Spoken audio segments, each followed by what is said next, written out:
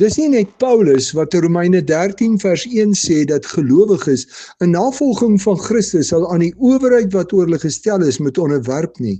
Ons hoor ook in 1 Petrus 2 vers 13 tot 17 dat dit die wil van God is dat gelowiges sal moet onderwerp aan elke menslike owerheid, of dit nou die keiser as hoogste gesag is of die goewerneurs as sy gevolmagtigde is.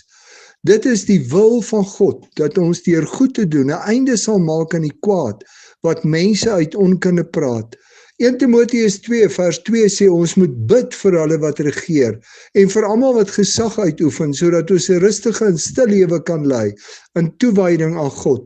Uit eerbied en respek vir God wat dit so gewil het, dat 'n regering oor 'n land moet regeer,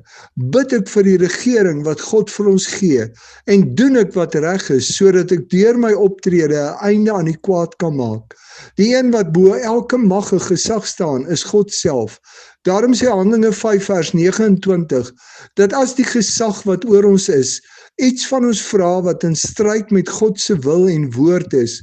ons eerder aan God gehoorsaam moet wees. As 'n goddelose regering dus van my vra om iets te doen wat verkeerd is, moet ek dit nie doen nie, want ek moet aan God meer gehoorsaam wees. Onderwerp jy jou uit eerbied en respek vir God, wat bo elke mag en gesag staan, ook aan die menslike owerhede wat oor ons gestel is, en as hulle van jou vra wat God sê jy nie moet doen nie, is jy dan so gehoorsaam aan God, dat die menslike owerheid jou selfs kan vervolg, maar jy bly God eerste stel.